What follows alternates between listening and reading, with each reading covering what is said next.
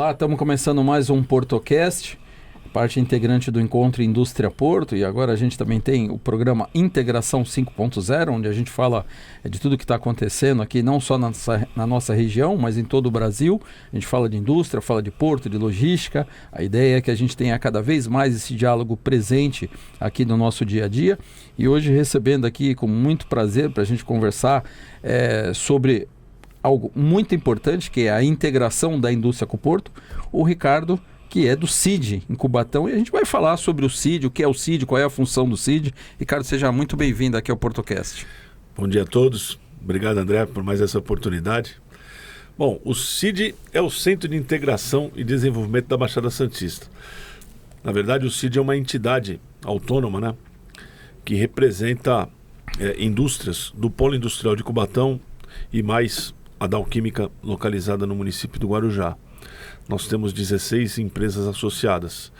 Não precisa ser necessariamente de Cubatão. Não, porque pode ser associado centro de toda a Baixada. Exatamente, né? O Centro de Integração e Desenvolvimento da Baixada Santista. As pessoas falam muito para mim, o CID é do CIESP, o CID da onde, né? As pessoas acabam não entendendo. Então é importante a gente falar, porque assim, o CID, ele está ali para defender os interesses do desenvolvimento da indústria, né? Exatamente. Ele nasceu de uma necessidade da indústria.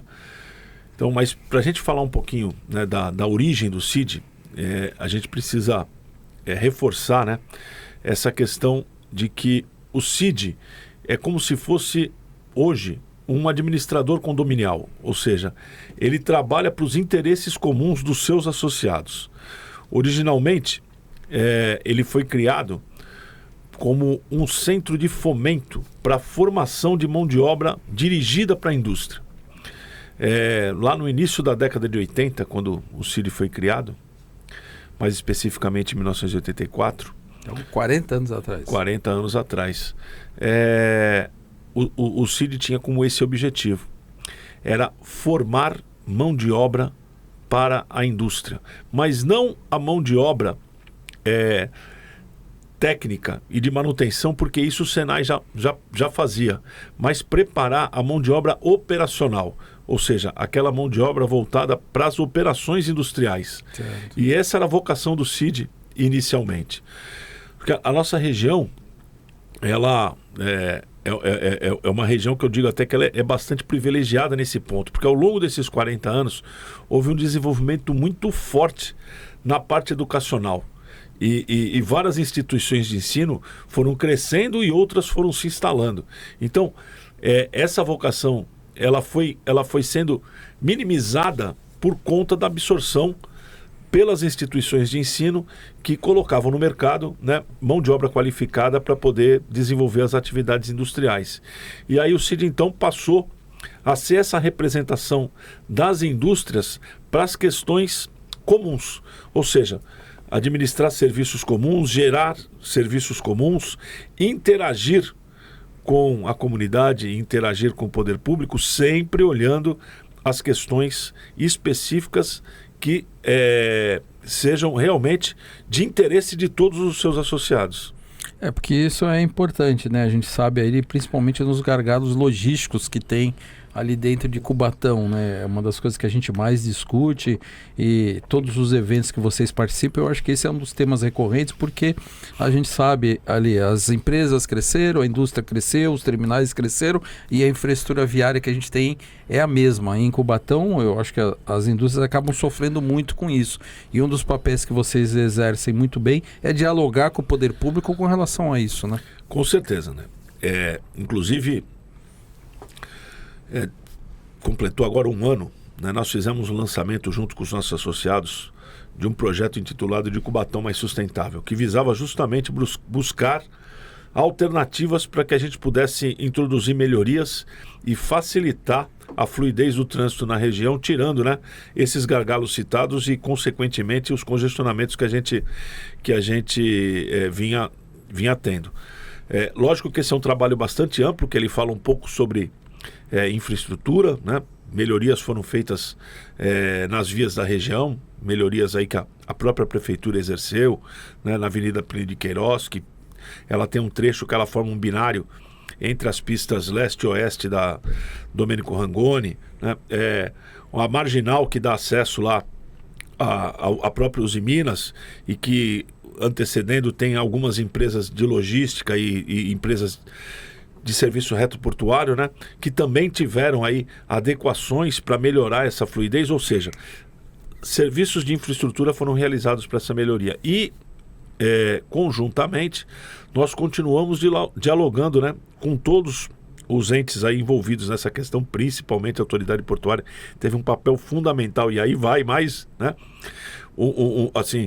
corroborar e fortalecer essa questão da relação porto-indústria, né? Então, a autoridade portuária, dentro do programa de agendamento, fez melhorias, introduziu melhorias para que a gente pudesse ter vantagens, ou seja, ter a melhor vantagem do agendamento sem ter sobrecarga, sem ter formação de fila, sem ter grandes concentrações em horários para atender os pátios reguladores, e isso tem trazido um resultado muito positivo. Então a gente trabalhou na infraestrutura e a gente trabalhou também no planejamento e na estratégia de agendamento, e a gente está aí praticamente desde março sem ocorrência de congestionamentos na região.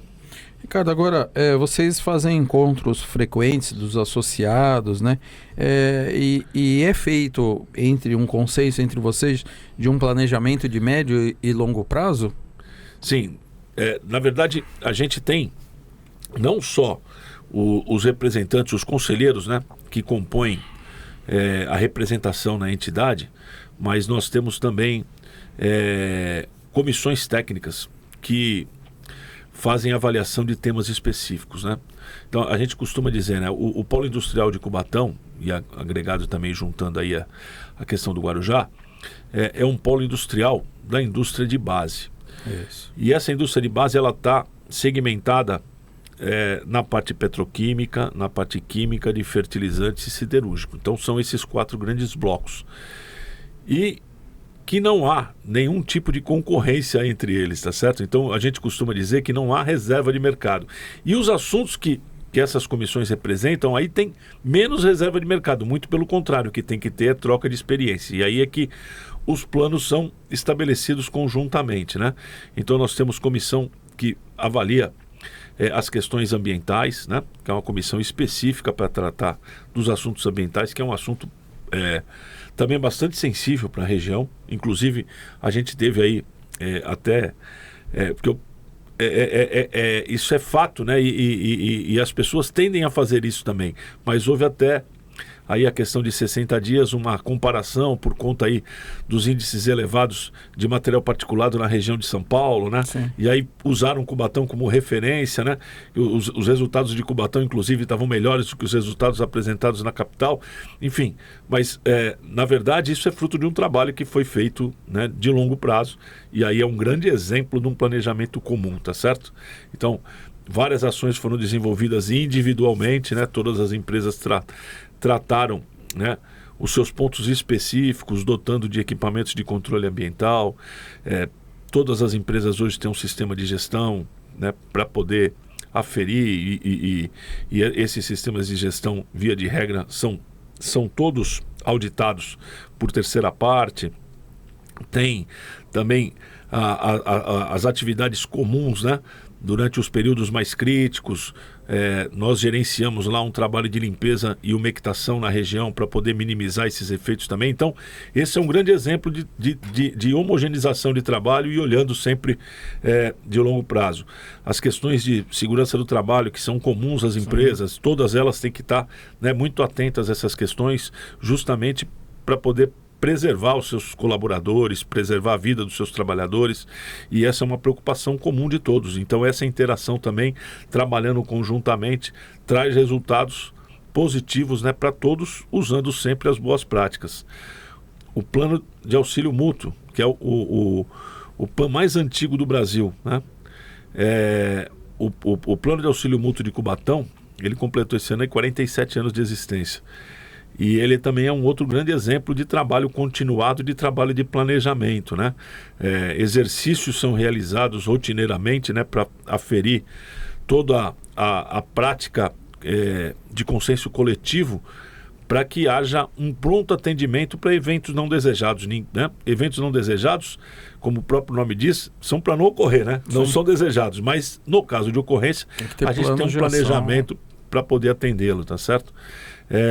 Nós temos aí, você até já participou com a gente, mas a própria Comissão de Comunicação e Relações Institucionais, que está sempre olhando aí essas questões e planejando aí a participação da indústria, né, dentro de toda a coletividade da comunidade aqui de Santista. Então, é óbvio que a gente trabalha, né, olhando as questões de um modo amplo, para poder dar dinamismo também e dar cobertura aí a todas as nossas empresas aí que são associadas. Ricardo, a gente sabe que Cubatão, você citou aqui, a gente tem a indústria de base lá, né? E hoje a gente entende que a necessidade da gente trazer aqui para nossa região a indústria de transformação.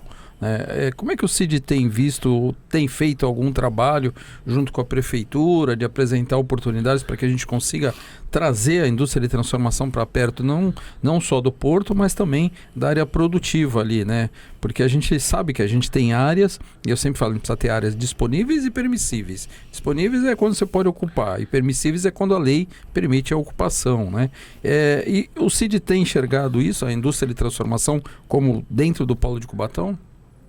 Essa é a questão do momento.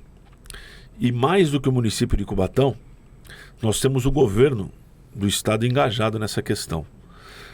A Secretaria de Desenvolvimento, através do secretário Jorge Lima, tem feito um trabalho muito presente, olhando para Cubatão e buscando alternativas de desenvolvimento nesse sentido.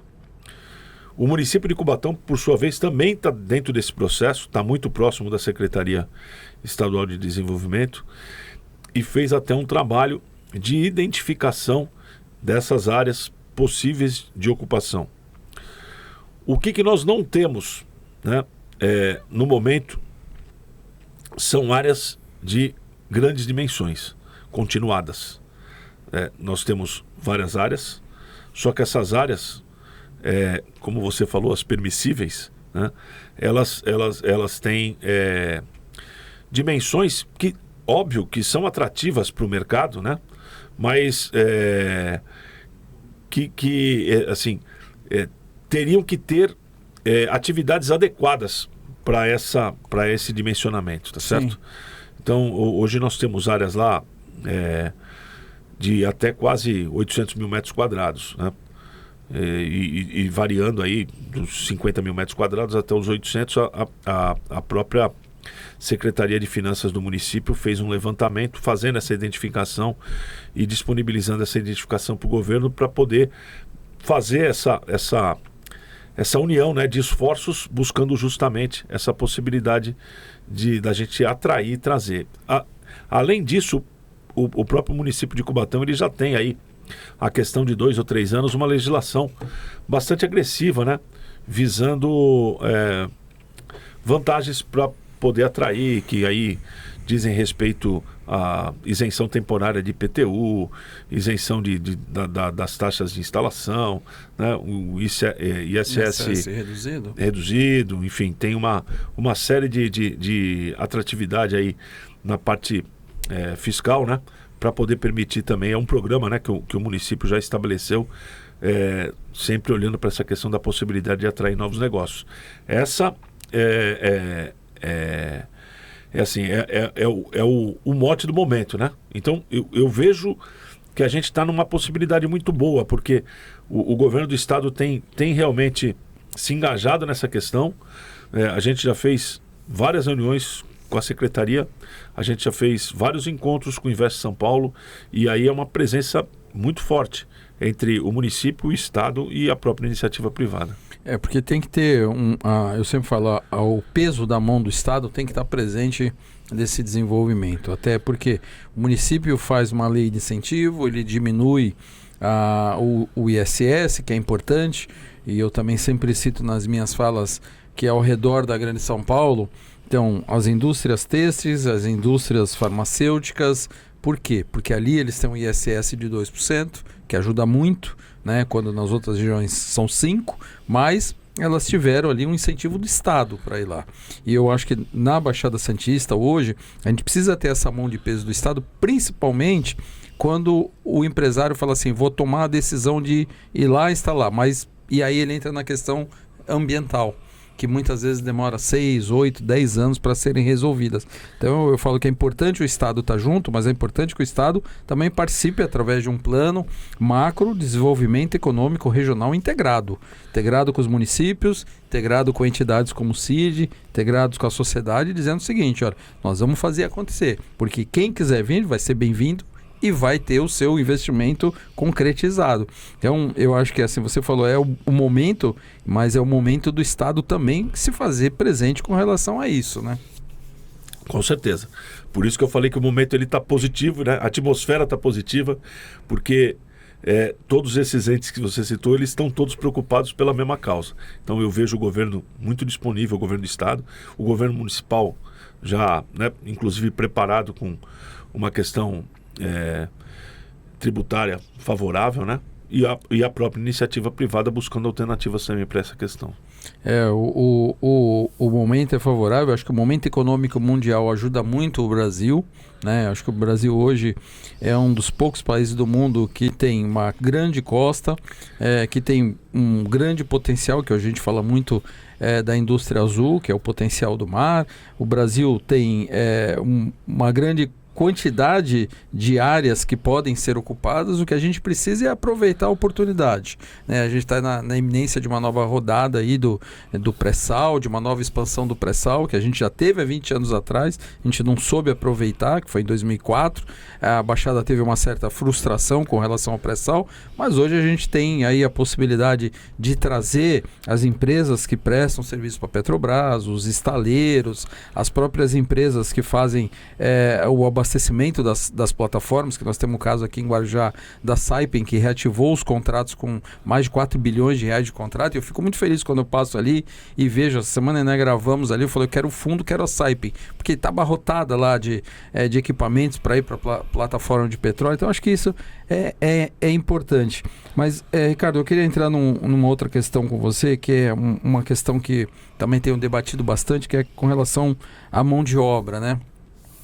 Vocês conversam com as universidades, com os formadores de mão de obra com relação à tendência que esse mercado tem caminhado?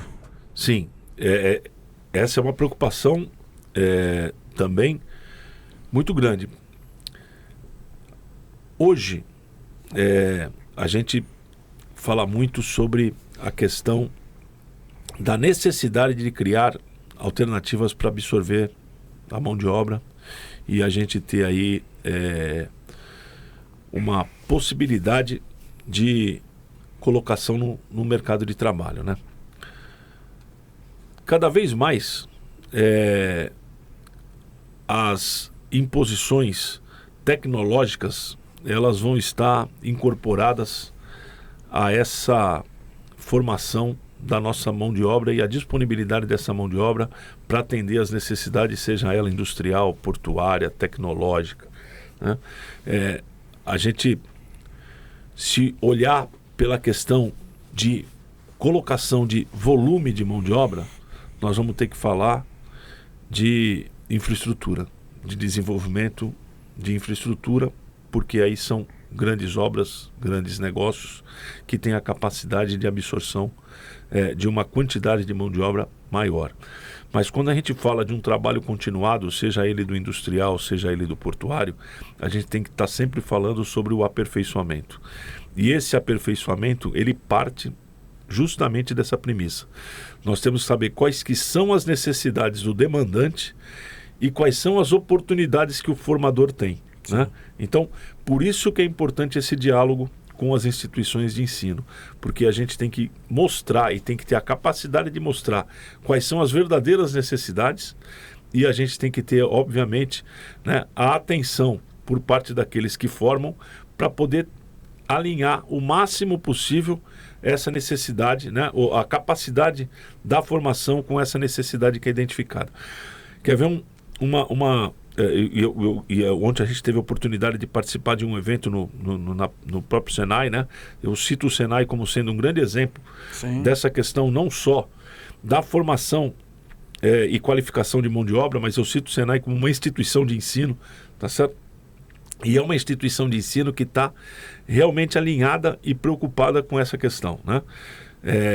Eles estão sempre proativamente olhando quais são as tendências e estão sempre se preparando para atender essas tendências antecipadamente, né? Então esse é um ponto de valorização. E a nossa região é muito privilegiada, porque nós temos 2 escolas do Senai. Nós temos uma escola do Senai em Santos e temos uma em Cubatão, né? E que elas olham... E que eu achei muito positivo agora, que é o mesmo diretor que administra as duas. E aí que eu ia dar o exemplo.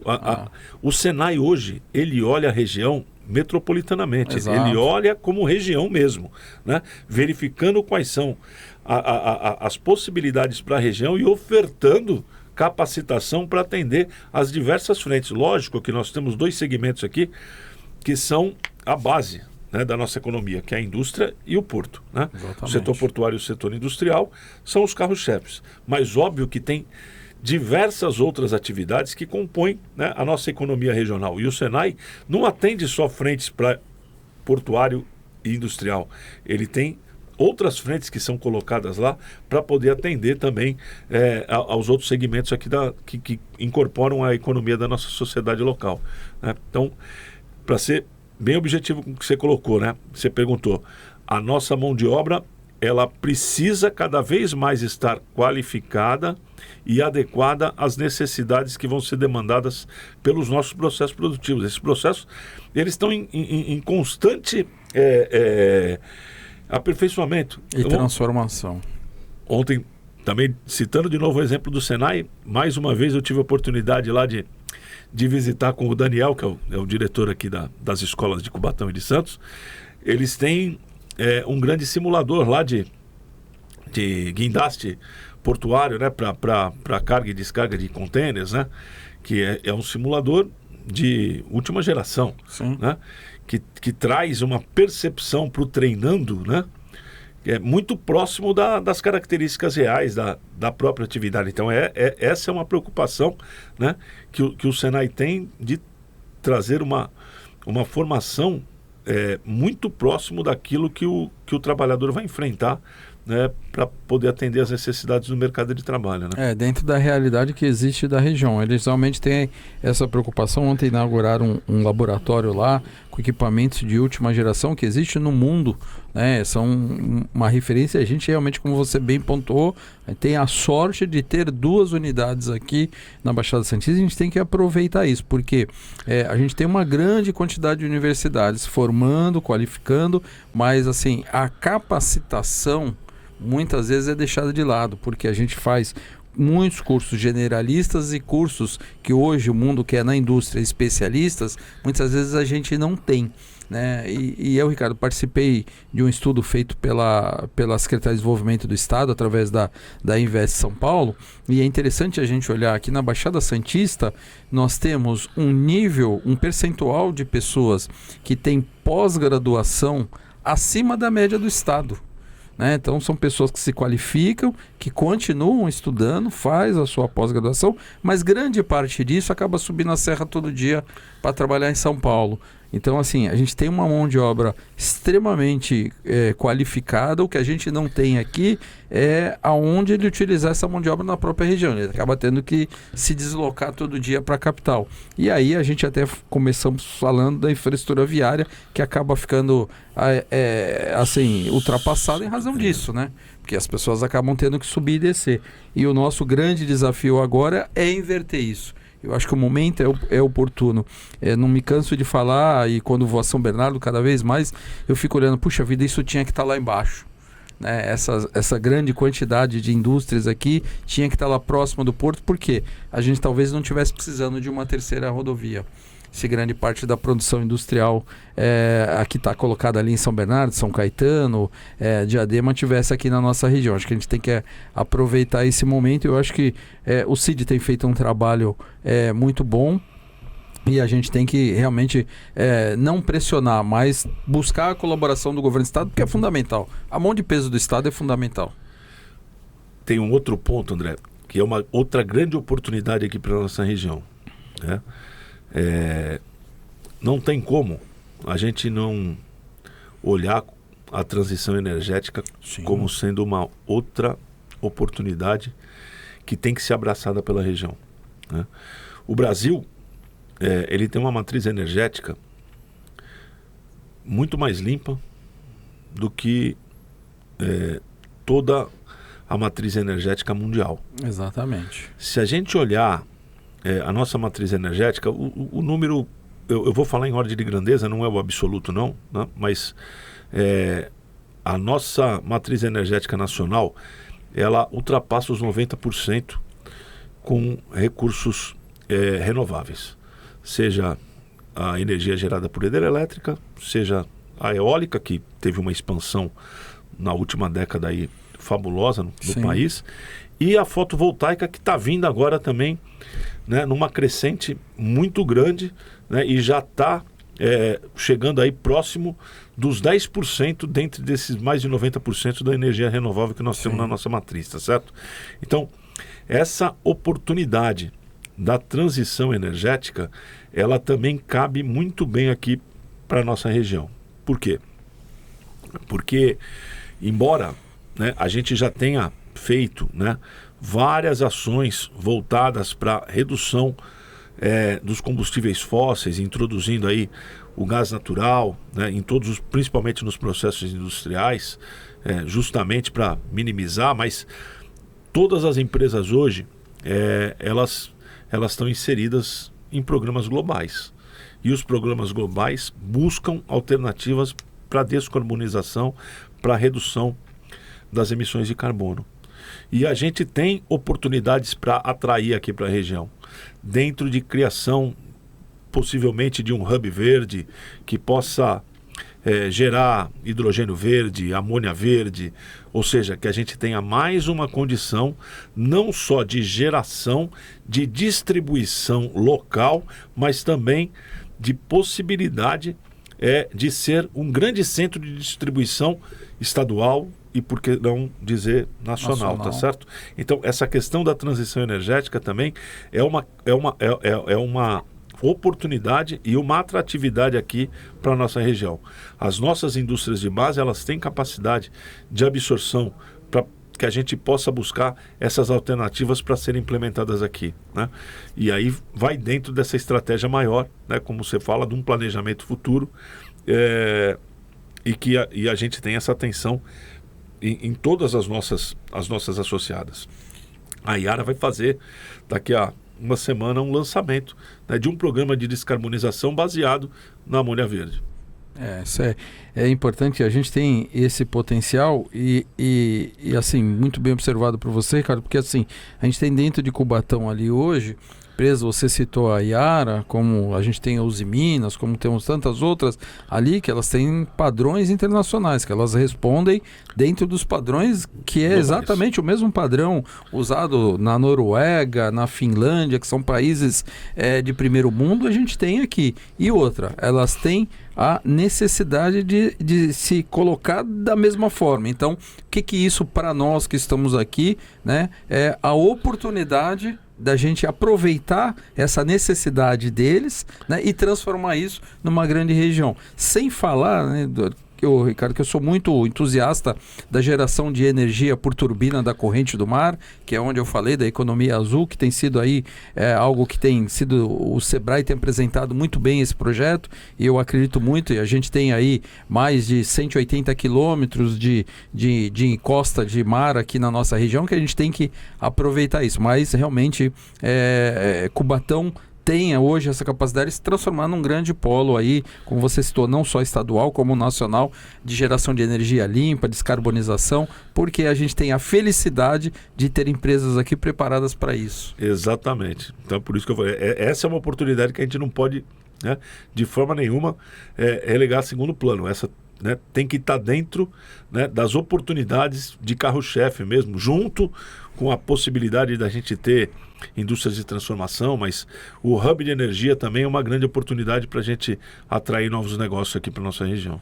Eu sou um amante da cidade de Cubatão, tenho um carinho muito grande. Minha mãe nasceu em Cubatão, eu tenho um carinho muito grande por aquela cidade. Sempre falo que eu gostaria de ver Cubatão como eu via quando era criança, que a gente andava pelas cidades e via ali o cosipano. Você foi um cosipano, né?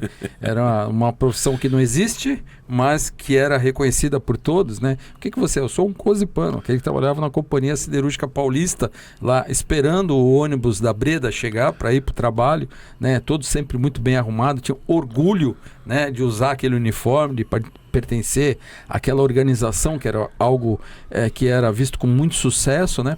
E eu sempre falo assim, a gente precisa resgatar isso para a Baixada Santista, principalmente para as indústrias de Cubatão, porque ela é referência nacional. Onde a gente vai, em qualquer lugar do mundo que a gente chega, a gente fala de Porto, de Santos, Cubatão sempre está atrelado. Alguém sempre fala assim, puxa, mas lá tem Cubatão, lá tem a Petrobras, lá tem a Uzi Minas. Então a gente tem que aproveitar realmente essa oportunidade. Eu acho que a gente teve um lapso temporal aí, nos últimos 20 anos aí, de falta de desenvolvimento. E agora eu acho que todos estão com um consenso de que tem que trabalhar junto para que isso aconteça.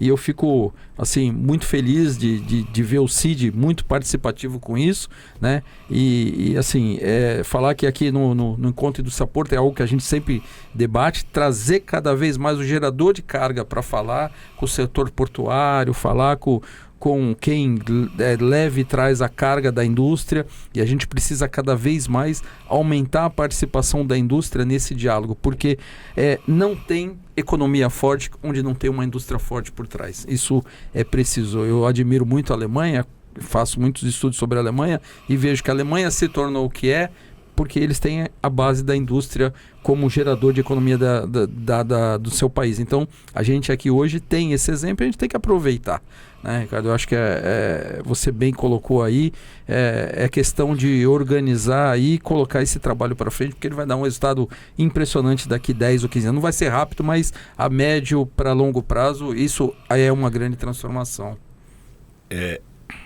Esse é o grande objetivo, né? Porque essa integração, ela é o nosso futuro olhando para o passado. Sim. Por quê? Porque o polo industrial de Cubatão e as indústrias aqui da nossa região, elas surgiram justamente por conta da proximidade com o porto. Um dos fatores para elas se instalarem aqui foi a proximidade com o porto. Porque ou elas eram dependentes de matéria-prima chegadas através do porto, ou elas eram dependentes de exportação do seu produto, e a porta de saída era o Porto de Santos. O outro ponto é a proximidade com o grande centro consumidor do país, que é São Paulo, né? E um terceiro ponto, nós temos uma bacia hidrográfica bastante privilegiada aqui na região também, né? Então isso também é um ponto de atração, mas hoje, né, quando a gente fala de água, a gente tem que ressaltar também que essa preocupação ambiental fez com todas as atividades industriais elas se preparassem para aumentar os seus índices de recirculação e serem menos dependentes da captação desse bem. E por fim, a gente teve a felicidade de ter aí a instalação de uma usina hidrelétrica aqui na região, lá no início do século passado, né? Mais ou menos por volta de 1920, que foi um outro ponto de atração. Sim. Então, se a gente juntar o porto com a energia, né? O bem, o recurso natural, água, né, como sendo um fator preponderante, isso é que trouxe atratividade para a indústria, né? E essa atratividade ela não pode ser perdida, muito pelo contrário. Sim. O porto tem que ser fortalecido e essa relação tem que ser fortalecida. E a gente tem várias oportunidades. Eu vou citar aqui um exemplo, não é que a gente vai arrumar a solução da noite para o dia, mas é um exemplo assim das oportunidades que nós temos aqui. Nós temos uma indústria em Cubatão, a Petrocoque, que fabrica coque verde de petróleo. 100% da produção da Petrocoque é exportada. 100% da produção da Petrocoque é exportada pelo Paraná. Então, aí a gente vê assim, o que a gente tem de oportunidade ainda local para poder buscar alternativa. Sim. É difícil a gente conseguir entender o porquê, né? Sim, mas não vamos a gente, a gente como amante aqui da região, que a gente quer inverter, né? Fica aquela indignação dentro da gente, né? De falar por que tem que ir até o Paraná, né? Olha esse custo a mais que se paga de transporte para poder exportar por lá. E aí a gente fala de descarbonização, né? Dentro do processo do transporte tem mais uma carga de emissão aí envolvida. Sim. Enfim, não tem só o fator econômico, tem o fator ambiental, tem o fator logístico, tem a saturação das nossas vias, enfim. Mas, ou seja, os problemas estão aí para ser resolvidos, né? E o que a gente tem que ter é justamente essa atenção e essa oportunidade de juntar as partes e buscar as melhores soluções aí para a nossa região. Eu acho que assim, é o que você falou, tem que aproveitar as oportunidades. Problemas sempre nós teremos, né? A gente sempre, eu me recordo quando criança, escutava muito falar, faça de um limão uma limonada. Hoje eu passo para o meu filho, faça de um limão com a casca a água refrescante, com o limão a limonada e com o bagaço a caipirinha. Né? O mundo se modernizou, a gente tem que potencializar tudo que a gente tem na mão. O ser humano mostrou que tem capacidade para isso. O que a gente não pode perder é a oportunidade que a gente tem de momento, porque essas oportunidades elas vêm e vão, acabam migrando para outras regiões se a gente não for ativo. Eu acho que é importante a participação do CID, é importante a forma que vocês têm colocado isso, principalmente, como eu falei, para chegar no Estado, o Estado colocar a mão e falar, olha, essa região vai se desenvolver, essa região tem o nosso apoio, essa região aqui vai acontecer, porque aí a coisa acontece mesmo. Ricardo, queria agradecer demais a tua participação, eu sempre gosto muito de conversar com você, porque a gente fala de desenvolvimento, que é uma área que eu sou apaixonado, né? Desenvolvimento eu digo que é tudo, né? É geração de emprego, é mudança do perfil socioeconômico do município, elevar os municípios é outra categoria, então acho que desenvolvimento é tudo. Eu queria te agradecer e falar que o CID é nosso parceiro, está sempre com a gente e ficar à disposição aí para a gente falar mais vezes. Muito obrigado, viu? Eu agradeço a oportunidade e é sempre bom a gente poder falar aqui das nossas questões comuns, né, da nossa região. Todos nós somos filhos da região e a gente tem esse sentimento enraizado, né? E tudo que a gente quer ver é essa nossa baixada pujante, né? Crescendo, valorizando, né, os seus filhos, valorizando aqui a sociedade regional, e é por tudo isso aí que a gente busca alternativas e trabalha. Obrigado.